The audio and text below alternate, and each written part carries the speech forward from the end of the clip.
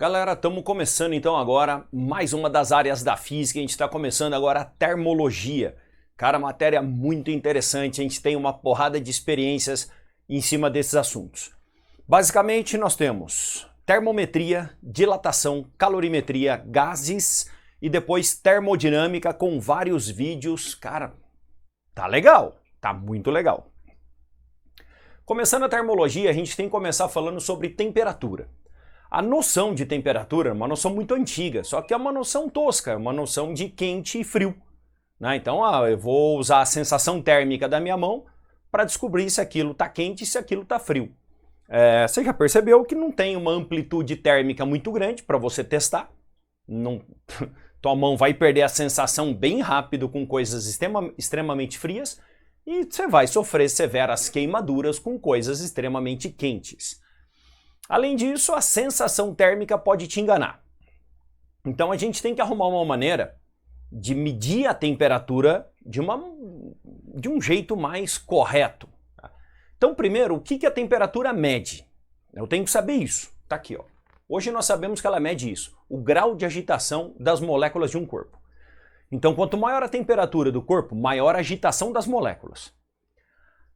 Para medir essa agitação, eu tenho que fazer de uma maneira indireta. Não tem como eu medir a agitação lá nas moléculas do corpo. Não tem um equipamento para eu chegar e lá medir direto a agitação. Então a gente mede por coisas indiretas. O equipamento que faz a medida por essas coisas indiretas é o nosso famoso termômetro. Olha aí, é usado para medir a temperatura baseado na variação de uma propriedade física. Normalmente a variação dessa propriedade física está relacionada com dilatação. Então vai ser a variação do comprimento de uma barra, vai ser a variação do volume de um líquido ou a variação da resistência elétrica de um equipamento. Então vou te mostrar alguns trechinhos, uns videozinhos, só vou editando aqui, sobre a variação do volume de um líquido, sobre a variação de uma resistência elétrica. Então vamos fazer o estudo dessas duas coisinhas, você vai ver que são propriedades bem fáceis da gente verificar. Só vou jogar a câmera mais focadinha. Bom, vamos lá, galera. Primeiro que eu vou mostrar para vocês, então a variação é a variação do volume de um líquido. Então a gente tem um termômetro bem antiguinho aqui, ó, mas ele é um termômetro de álcool. A gente consegue ver na câmera aqui, ele é um termômetro, acredita, cara, ele vai de menos 30 até 50 graus Celsius. De menos 30 a 50, o zero dele tá aqui, ó. E ele está marcando a temperatura ambiente aqui do nosso estúdio, tá aí, ó, 24 graus Celsius. A escalinha tá aqui, ó, onde eu tô com o dedo, mostrou aqui para vocês. Eu tô com um ferro de solda ligado aqui, ó. Então você tá vendo a escalinha e eu vou encostar o ferrinho de solda aqui, ó, no bulbo dele. Encostando. Aí, ó. Atuação super rápida, galera. 45, ali a escala lá em cima, ó. 45 graus Celsius. Só aproximei o ferro de solda do bulbo, esquentei bastante o líquido que está aqui, que não é mercúrio, isso aqui é um termômetro de álcool, ele já bateu ali em 45. Eu tenho que tomar cuidado para não danificar, que ele vai só até 50. Já começou a voltar, já está em 40 novamente, ó. Tá? Já está em 40 e vai baixando agora. Então esse é o mais comum. Termômetro baseado na variação do volume de um líquido. A gente tem também um termômetro baseado na variação da resistência elétrica. Aqui não é um termômetro, tá? Eu peguei o meu multímetro e liguei nele um resistor variável. Esse carinha aqui, ó. Bem de pertinho. Vamos ver se a câmera foca. Não foca muito legal. Mas é assim, esse resistorzinho, só ajeitar aqui que o ferrinho de solda estava queimando. Esse resistorzinho, ele varia tanto com luz quanto com temperatura. Então eu vou fazer o teste dele com a variação de temperatura. Vou segurar aqui, você está vendo o valor, e eu vou aproximar dele o ferro de solda. Vamos ver o que vai acontecer com a resistência elétrica dele.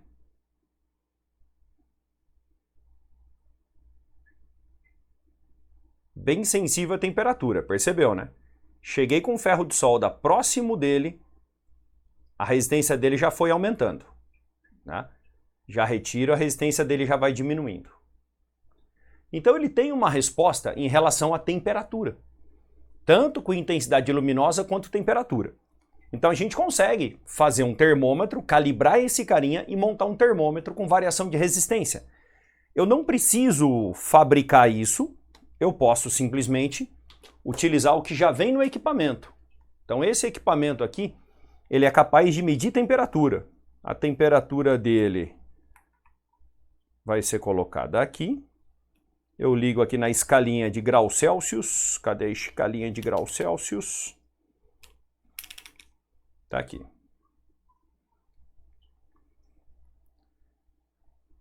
E ele está medindo a temperatura ambiente, ó, na pontinha aqui, ó.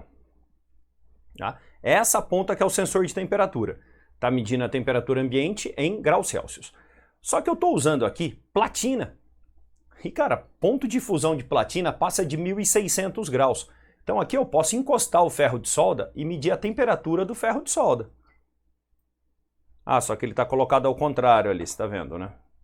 Ele está indo para o negativo. Deixa eu só inverter aqui.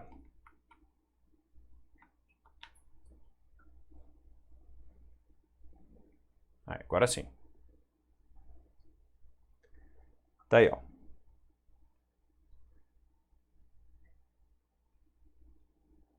Vamos fazer a medida aqui, ó. Vou deixar no ferro de solda. Posso medir até, entrar em equilíbrio, que aqui não tem problema nenhum. Ferrinho de solda tá batendo aí 240, 250. Não é muito fácil você ter um termômetro que mede 250 graus. Essa é a temperatura do ferro de solda, 250 graus, que é suficiente para derreter estanho, né? E aqui, ó, já vai caindo rapidamente. Já vai caindo rapidamente, né? Aqui ainda está bastante quente, ó. Tá, mas já vai caindo. Legal? Então a gente consegue fazer termômetros com várias coisas diferentes. Te mostrei aqui termômetro com dilatação de líquido, te mostrei termômetro com variação de resistência elétrica. Existem termômetros que medem com variação de pressão de gás, variação de volume de gás e assim vai. Então termômetros são equipamentos para medição de temperatura dos mais variados tipos. E eles utilizam escalas termométricas. Então vamos voltar com a câmera na normal e vamos falar sobre escalas. Tá aí, galera, deixei preparadinho para vocês aí, ó, as escalas termométricas. Vamos contar um pouquinho dessa história toda, cara. 1724, Daniel Fahrenheit entra com essa escala que a gente conhece como escala Fahrenheit, que é dos países de língua inglesa. Ele conversou alguns anos antes com um astrônomo chamado Ole Homer, que foi o maluco que mediu a velocidade da luz usando os eclipses das luas de Júpiter, um astrônomo dinamarquês. E esse astrônomo, ele tinha muito interesse em medir temperaturas da cidade, controlar o clima, conseguir realmente fazer aí um mapeamento ao longo do ano das temperaturas de Copenhague, por exemplo, que era onde ele morava. Então ele tinha habilidade para construir termômetros e passou essa habilidade para o Fahrenheit. Aí a história da escala Fahrenheit ela é muito cheia de controvérsias, tá, cara? Então, inicialmente, ele adotou o zero da escala Fahrenheit. A escala dele ia de 0 até 60. Depois ele modificou esse zero, jogou para a temperatura mais baixa de Copenhague. Tem uma outra história que fala que ele adotou o zero numa mistura de neve mais sal. Eu andei dando uma pesquisada, mas, cara, não chega a ser um consenso. Ela foi muito modificada ao longo do tempo. Esse foi o problema. Ela foi muito modificada pelo próprio Fahrenheit. O fato é que depois das modificações, acabou ficando com esses valores, né? Na fusão do gelo ela acusava 32 e na ebulição 212. Ficou com um intervalo de 180 graus. E era uma escala que tinha um termômetro que tinha qualidade, porque ele começou a trabalhar com mercúrio. Então ele fazia termômetros de mercúrio, que eram muito bons. Passado pouco tempo depois, 1742, um outro astrônomo chamado Anders Celsius, ele bolou então uma escala com 100 intervalos entre a ebulição e a fusão. Mas olha que maluco, a escala original do Celsius levava o 0 aqui em cima e o 100 aqui embaixo. Os caras da época dele falavam, velho, você tá doidão, né? Não, inverte esse troço aí que não vai virar, né, cara? Inverteu e a escala que nós usamos é a escala usada na maioria dos países até hoje. A ideia é que Fahrenheit caia em desuso e permaneça apenas Celsius. E tinha mais escalas, tá? O Newton bolou uma escala termométrica, teve outro francês chamado Rémy, você sentiu, né? Que bolou uma escala termométrica. Cara, mas a ideia não é ter um monte de escala, é ter uma escala que funcione em todos os locais. E depois, em 1848, o William Thomson, Lord Kelvin, ele descobre lá nos trabalhos de termodinâmica o frio absoluto, zero absoluto. Então ele bola uma escala usando a divisão dos Celsius, só que marcando zero absoluto no 0 Kelvin. Então aqui, ó, é o zero absoluto. O zero absoluto é assim. O Kelvin descobriu a temperatura na qual as moléculas param. Porque se temperatura mede a agitação das moléculas, o grau de agitação das moléculas, a temperatura mais baixa é quando as moléculas param. E o Kelvin descobriu isso daí, teoricamente. Tá? Nenhuma partícula consegue chegar a 0 Kelvin, chega muito próximo, bilionésimos de Kelvin. Né? E o Lord Kelvin, então, fez essa previsão. E ele achou interessante ter uma escala termodinâmica que o zero da escala marcasse realmente o zero de agitação. E aí, como a escala Celsius na época já era mais usada, ele usa a divisão dos Celsius, marcando o zero no zero absoluto. Essa é a escala termodinâmica. Por esse fato, ela não usa grau, porque ela mede realmente a agitação das moléculas. Agitação zero, temperatura zero. As escalas relativas, então grau Celsius, grau Fahrenheit. Qualquer escala que não marque zero no zero absoluto é uma escala relativa. Falar nisso, quais são os valores do zero absoluto na escala Celsius? Menos 273 graus Celsius e na escala Fahrenheit menos 459. Fahrenheit não precisa decorar não, tá? Esses outros valores é bom você saber. É bom você saber o zero absoluto, bom saber os pontos fixos, porque isso é bastante cobrado. Né? E como que é cobrado? Fazendo a conversão de escalas, é isso. Ah, um turista viajou para um país de língua inglesa, ele vai ter que converter temperatura. Ah, um químico está trabalhando, vai ter que converter temperatura. Então as questões são bem contextualizadas nisso. Também não saem disso. Nas três escalas a gente tem uma equação pronta. Se você não quiser usar a equação pronta, você vai fazer proporção de intervalos, como eu estou te mostrando agora. Isso daí se chama Teorema de Thales. O Teorema de Thales vai fazer a proporção de intervalos. Por favor, não é regra de 3. Não faça a regra de 3 com valores. Faça a proporção de intervalos. O intervalo pequenininho está para o intervalo grande, assim como o pequenininho está para o grande, assim como o pequenininho está para o grande. Proporção de intervalos.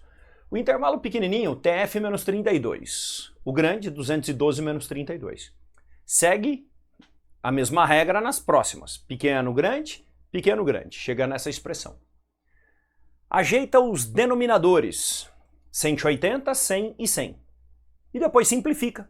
Simplifica os denominadores. Dá para simplificar por 20, que é o máximo divisor comum. Ao simplificar por 20, chegamos aqui. Ó. TF menos 32 sobre 9, TC sobre 5. TK menos 273 sobre 5, que é a equação de conversão. Só que essa equação só serve para essas três escalas. Caso o teste peça, uma escala grau aluno, uma escala grau resistência elétrica, grau qualquer coisa, eles sempre criam escalas. Aí você tem que fazer proporção entre intervalos. Aí você não pode usar a equação direitinho como a gente colocou. Legal? Mais um tópico que eu queria falar para vocês é sobre variação de temperatura. Você não pode usar essa expressão, chamada equação de conversão, na variação de temperatura. Vou te mostrar como é que você trabalha com variação de temperatura, beleza? Vou apagar aqui e vamos ver.